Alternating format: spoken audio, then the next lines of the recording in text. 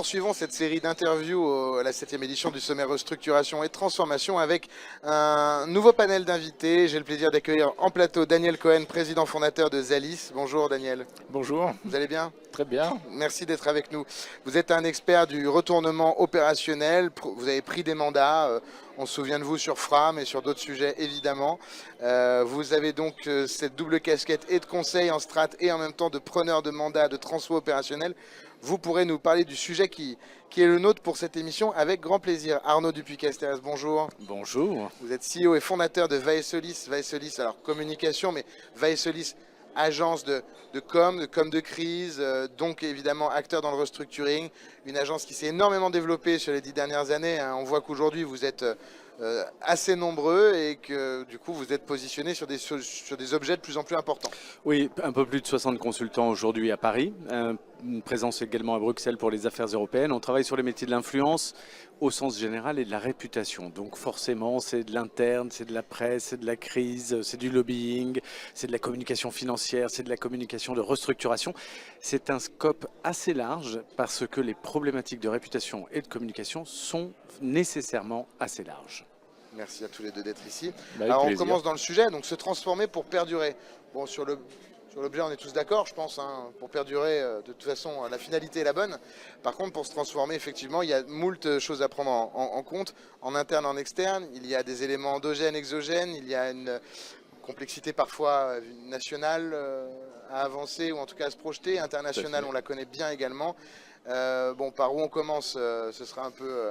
peut-être le début de cette émission. Vous intervenez dans quelques minutes sur scène pour en parler devant une centaine de personnes. Quel message vous venez de leur transmettre à l'occasion de cet échange? Alors écoutez, si on commence par la stratégie, en se disant il faut qu'on définisse une stratégie long terme et sa mise en application court terme, tout le monde va être d'accord. Néanmoins, ce que j'ai remarqué, en tout cas en termes de change, c'est qu'il faut concilier les deux en permanence. C'est-à-dire se doter d'actions court terme pour gagner du temps. Par exemple, vous n'arrivez pas à faire votre paye de fin de mois. Il faut que vous arriviez à trouver des leviers trésorerie pour gérer le court terme. Ça va vous faire gagner quelques jours, quelques semaines, quelques mois. Et il faut que vous ayez néanmoins une stratégie dès le départ pour savoir où est-ce que vous allez atterrir. Si vous avancez sans avoir cette stratégie, c'est totalement vain. C'est comme si vous avez fait, et donc c'est le change, donc la transformation de l'entreprise pendant cette période-là qui va vous permettre d'atteindre vos objectifs stratégiques. Il y a une méthode, Zalis Hendrix, pour arriver en entonnoir à définir une strate à l'heure où tout change, technologiquement parlant, les consommateurs. On ne peut pas parler d'automobile sans être un peu perdu aujourd'hui vis-à-vis de notre outil industriel français et de se demander où on va. Il y a une méthode pour arriver, en tout cas il y en a une que vous prenez? Alors il y a une méthodologie qu'on applique. Si vous voulez, chaque entreprise est particulière. Donc tout le monde va être d'accord là-dessus et donc chaque plan de transformation va être spécifique à cette entreprise. Alors sur quel levier est-ce qu'on s'appuie pour définir la bonne stratégie pour cette entreprise pour pouvoir se transformer? Il va falloir s'intéresser à sa culture pour savoir comment elle comprend le monde. Parce que chaque entreprise va comprendre le monde suivant un prisme particulier. Donc c'est culturel, c'est la culture de cette entreprise, au-delà même de la culture du pays. Le deuxième levier, ça va être son degré de maturité. Si je peux l'exprimer autrement, ça va être son degré d'agilité. Donc la façon dont elle va pouvoir rentrer dans la transformation et la rapidité avec laquelle elle va pouvoir se transformer. Et puis, là, on parle d'équipe, d'outils, de process. Alors, quand on dit agilité, et degré de maturité, c'est de savoir si les processus qui sont mis en place sont suffisamment robustes pour pouvoir soutenir la transformation dont je vais parler. Et donc après, ça va être la chaîne de management qui vient compléter cet ensemble-là, parce que une fois que vous avez défini ce plan, il faut que vous sachiez l'appliquer dans l'entreprise. Donc il va falloir partir du sommet, descendre vers le bas et remonter l'information pour savoir si finalement votre plan de transformation est actif. Donc il y a, oui, avec réponse à votre question, une vraie méthodologie, mais qui aboutit à faire du sur-mesure entreprise par entreprise, qui s'applique sur ces trois leviers-là, et qu'il faut voilà, un certain nombre d'années avant de maîtriser. Mais culture, process, chaîne de management. On n'est pas loin de la com, Arnaud. Non, on n'est pas loin de la com. Et puis, dans le fond, il y a des prérequis qui sont les mêmes sur les sujets de réorganisation, de restructuration, de transformation ou de communication. Il y a deux points qui sont très communs par rapport à ce que Daniel vient de dire. D'abord, il n'y a que des cas particuliers. Et il n'y a que des situations particulières. Parce que même une même entreprise, à 5 ou 10 années d'écart, aura un environnement différent, des parties prenantes qui auront évolué, des attentes, une réglementation différente, un état d'esprit des salariés différent. Donc même une entreprise comparable à quelques années d'écart peut être très différente. Donc il n'y a que des cas particuliers, mais je retiens aussi, et je partage ce point, c'est qu'il y a des méthodologies ou en tout cas des prérequis qui sont indispensables. En matière de communication, il y en a un qui est trop souvent oublié, c'est il faut anticiper. Il faut anticiper, c'est-à-dire que dans une logique de transformation, vous avez deux typologies de transformation différentes. Il y en a une qui est celle liée à l'évolution du monde et de votre marché et de votre univers concurrentiel et de vos produits, des technologies. Et donc effectivement, les entreprises doivent de toute manière tout le temps se transformer. Ça, c'est pas une crise. Et puis il y a des transformations qui sont induites par des crises qui vous concernent directement parce qu'il y a eu un problème sur un produit ou qui concerne votre secteur, parce qu'il y a des problèmes de tarifs douaniers qui viennent tout d'un coup tomber sur vos épaules. Et donc il y a des événements endogènes ou exogènes qui sont de nature chrysogène. C'est pas parce que une crise survient soudainement qu'elle ne peut pas être anticipée. Donc dans l'évaluation des process d'une boîte, pour se préparer à la transformation, il y a aussi anticiper nos points forts, nos points faibles, quels sont les impacts de telle ou telle mesure, imaginer et anticiper ce qui peut arriver.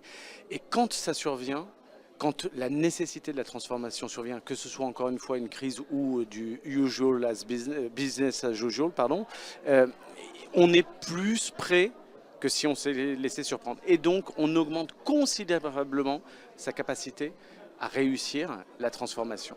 Ça, c'est le premier point. Le deuxième point, c'est que méthodologiquement, je retiens aussi ce point commun, c'est la capacité à embarquer les équipes, la capacité à leur faire comprendre un projet, la capacité à partager. Et partager, ça veut dire faire comprendre son projet, mais aussi comprendre les attentes, les leviers positifs, les éléments de blocage de votre corps social qui peut vous entraîner vers un échec ou au contraire vous conduire vers le succès. Ça, c'est très important. Puis un troisième élément en matière de communication au sens large, communication stratégique, c'est vos parties prenantes. Aujourd'hui, on ne réussit plus grand-chose sans prendre en compte ses clients, ses fournisseurs, ses financiers, ses riverains, les élus, l'environnement réglementaire, l'administration, les ONG, etc., etc. Donc il faut avoir cette cartographie précise de vos alliés. Pourquoi ? Parce qu'une transformation, quel que soit le contexte dans lequel vous le faites, ce n'est pas une décision verticale, c'est un projet horizontal. Donc il faut embarquer avec vous, il faut des alliés. Je rebondis sur vos deux introductions. La transfo, c'est du change, donc on a besoin de se projeter en tant que collaborateur ou partie prenante. Comment vous différenciez les deux notions entre vérité et transparence ? À un moment où parfois la transfo peut être, on va dire, l'apanage du sacro-saint au début, au moment de la décision, au moment de la projection, les tout premiers instants. L'onboarding des premières personnes, puis derrière des différents stakeholders, implique une transparence pour effectivement en percevoir les fruits derrière et emmener tout le monde. Mais vérité n'est pas transparence et inversement. Comment est-ce qu'on arrive à jouer cela pour faire en sorte de délivrer les bons messages au bon moment avec les différentes parties prenantes ? Il faut toujours faire le pari de l'intelligence. Vos interlocuteurs, quand ce sont des citoyens pour les responsables politiques, quand ce sont vos salariés, globalement comprennent mieux que ce que l'on pourrait imaginer parfois. Ou ce que certaines décisions nous laissent penser du degré de crédibilité que les dirigeants peuvent avoir dans leurs interlocuteurs. Donc il faut faire le pari de l'intelligence. Le pari de l'intelligence, c'est dire la vérité. La transparence, c'est le périmètre de la vérité. Donc on ne peut pas demander à tout le monde d'être transparent sur tout. D'ailleurs, ce serait très dangereux. Ce serait des sociétés, des entreprises ou une société qui serait très inquiétante, la transparence sur tout. Donc il ne faut pas être transparent sur tout, il faut être transparent sur ce qui est essentiel pour embarquer. Mais cette transparence impose une vérité. Donc le périmètre, c'est la transparence, et la sincérité, c'est la vérité. Merci Arnaud. Daniel, il nous reste 3 minutes. Oui, alors pour compléter, en sachant que on est totalement complémentaires. Hein. C'est-à-dire que nous, on va travailler sur la façon dont le corps social va réagir à cette transformation. Donc on va s'intéresser à est-ce qu'il comprend, il y a un sujet de com, on a besoin de travailler ensemble, est-ce qu'il a compris la nécessité de la transformation, mais comprendre, ça ne veut pas dire adhérer. C'est le deuxième point, parce que vous pouvez très bien avoir compris, mais vous n'avez pas du tout envie de vous lancer dans cette transformation. Donc l'adhésion est clé. Et puis le dernier point, c'est est-ce qu'il va agir dans la transformation. Donc est-ce qu'on a un collaborateur, une collaboratrice qui vont décider d'agir dans la transformation. Donc on va s'intéresser compréhension, adhésion, etc. On a mis en place des outils d'écoute, qui sont des outils d'écoute que l'on développe avec OpinionWay, Sofres, où on va écouter l'ensemble du corps social, donc une sorte de questionnaire auquel sont rompus ces organismes, et on a l'habitude de travailler avec eux, de façon à identifier si le corps social, chacun des départements, chacun des services a compris, adhère et agit.